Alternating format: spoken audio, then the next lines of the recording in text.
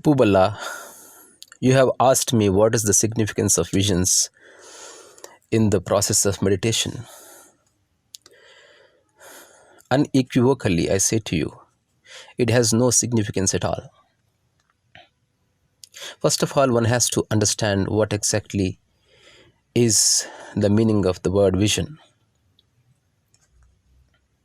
Let me put forth my understanding about it. Being human, being living in the world,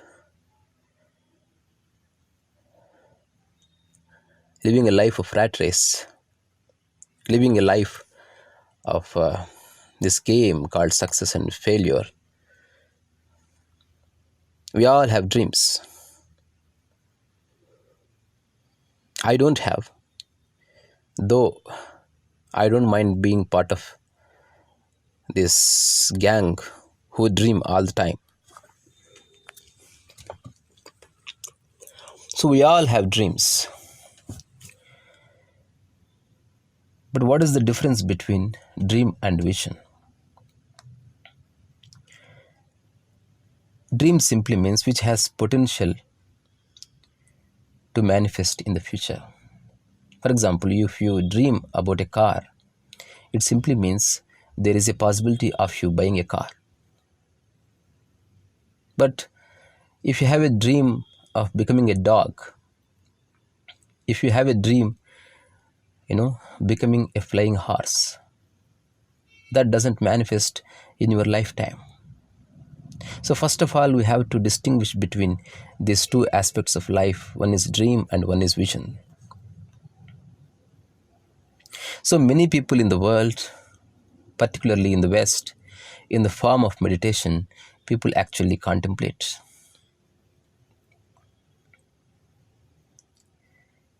So, everyone's mind accumulate million things in day-to-day life. 24 hours in a day, 365 days in a year, and many, many years in lifetime. It keeps on gathering information and the dust. You don't even know that how much dust you have been carrying and restoring in the mind.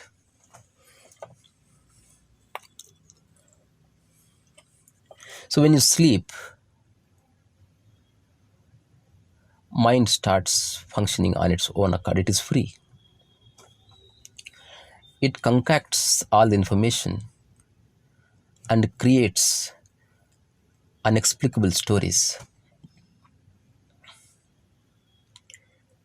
People like Sigmund Freud wasted their life in analyzing those dreams. I say to you, dream is a dream. Don't analyze it. Don't take it seriously. Laugh at it. There are dreams everyone gets in the deepest sleep. There are certain and there are uncertain. There are abstract, there are realistic, there are poetic, there are prosaic. Many kinds of dreams one get. But make sure that you all consider them as dreams. You don't take them seriously. But what about visions? Vision simply means the future yet to manifest. There is nothing wrong in having visions. But make sure that if that doesn't manifest, you don't get offended. You don't put yourself in a trouble and you don't blame yourself that you are an inefficient guy.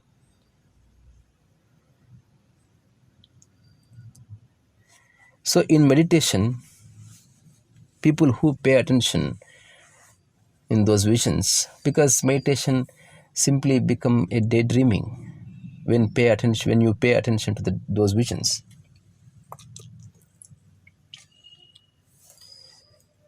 Then they start having a kind of attachment towards them, and it is very difficult for them to get rid of. I say to you, once you have the mind, it is not possible for you to get rid of the ideas, ideals, concepts, theories, theologies, visions. But you can see the art of meditation is simple. To see all those ideas, ideals, concepts as daydreaming. When you really understand Bubala, the essence of meditation, immediately your whole focus is on the present. It has no affiliation with the past or the future. You stand naked in the realm of present and you become the present itself. But rarely that happens. That rarely that happens. And if at all I have to give a statement as far as meditation is concerned, from my own understanding and experience, I simply say that meditation is stepping out of the realm of imagination. Wherever there is imagination, there is no possibility of meditation. The meditator got lost in those dreams and visions. It is a vicious circle. I say again, don't pay much attention to those dreams and visions. And at the same time, with conviction, I say to you, I am not against imagination. Now, I am planning to direct a movie. For that, I have to write a script. Every script originates through your imagination. The best of the best movies, the worst of the worst movies, all are the products of your imagination. So I too imagine. But make sure that you draw a thin line between living and imagination. Don't turn your life into a saga of imaginations. Don't pay much attention to that. Use creatively. Imagination is good. In painting, there are two aspects. So one is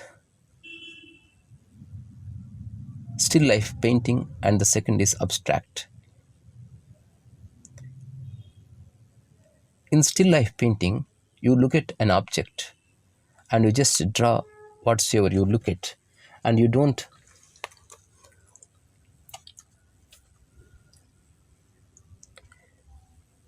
have any scope for imagination there. If you look at a glass, you have to just draw the glass. There you have no scope for you to draw a vessel or a book. There you are in the process of meditation. You have to be there present to look at the object and perceive the objects in its totality and understand the lighting, understand the perspective. So I have used object drawing as a form of meditation. It works, it helps. Maybe in the future, there may be a person start a movement as a new meditation method where you can sit relaxedly, look at the object and draw the object as it is. And you keep on looking at the object and you keep on depicting the same object again and again until you get the perfection. There you are using your body-mind complex and mind is absolutely present and there is no scope for imagination. But in abstract drawing, in those European paintings where they have depicted centuries the Christian theology, they have depicted the life of Jesus Christ and the passion of Christ. There they have to imagine because no one have seen Jesus Christ. No one has seen the cross. So they have read from the books, they have read from their ancestors, their parents, their fathers, their evangelists. And from there, they get certain imagination and they try to put their imagination onto the canvas. That is also beautiful. If you look at the object drawing where imagination has no scope, it looks ordinary. You actually can give it a try.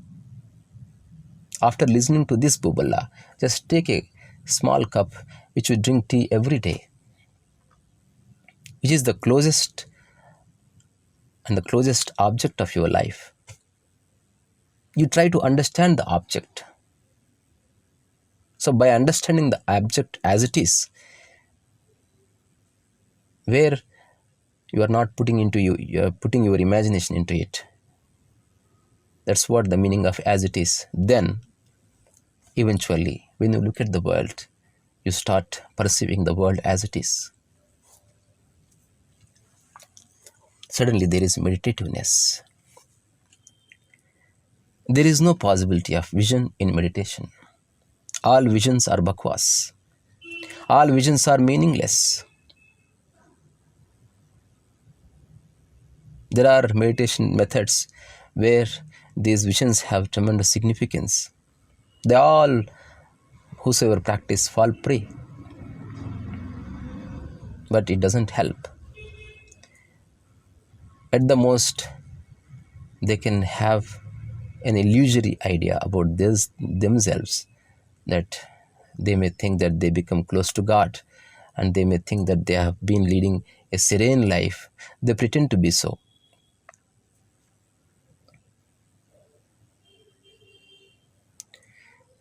So let me reiterate. One has to draw a thin line between the reality and the imagination. And it is good to use the power of imagination while writing a script, while painting, while narrating a story, while composing a piece of music, while playing violin. Use imagination, have fun, but make sure that you don't take it seriously. And the reality simply means where imagination ends, the reality begins.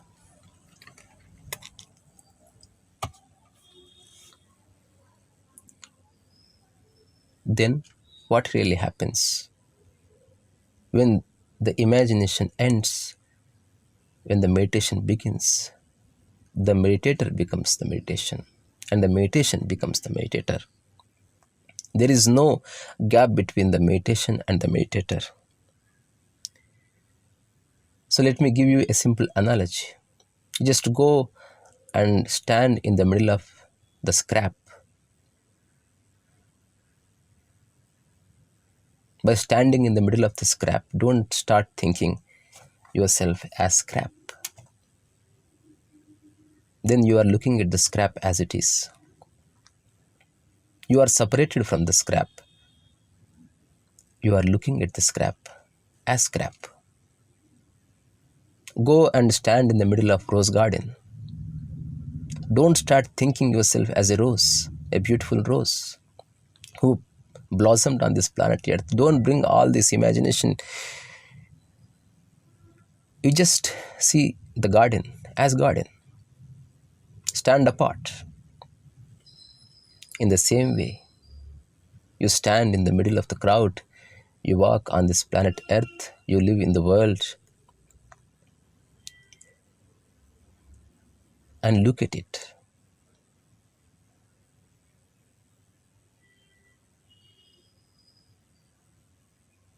Be separated.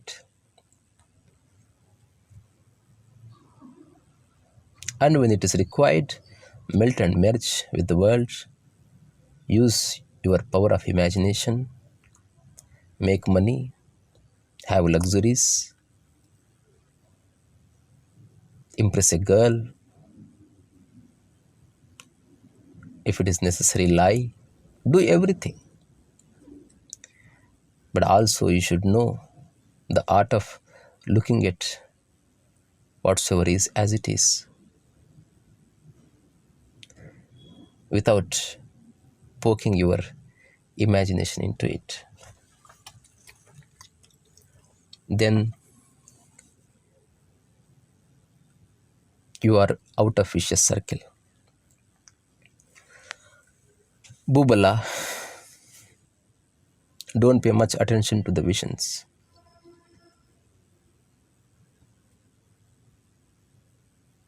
Don't pay much attention to ideas, ideals, concepts, scriptures, gods, godmen's, gurus.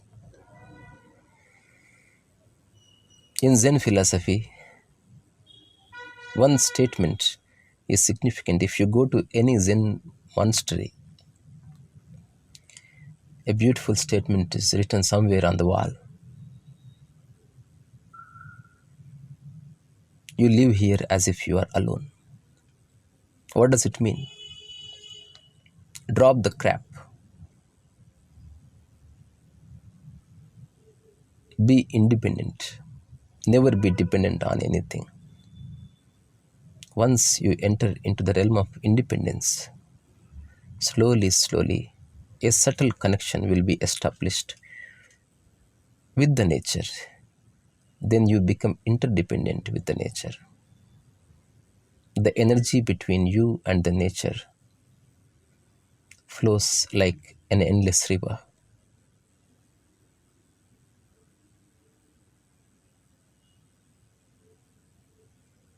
Step out of the pool of visions, Bubala. Be free. Experience the absolute freedom, which is your authentic reality. I say to you unequivocally that in the whole universe, every entity is free except human being. I am free. I am saying this to you with authenticity, with conviction. Now, I am free to imagine if it is required. That's all. I will leave it at that. Raso, vaisaha, risa.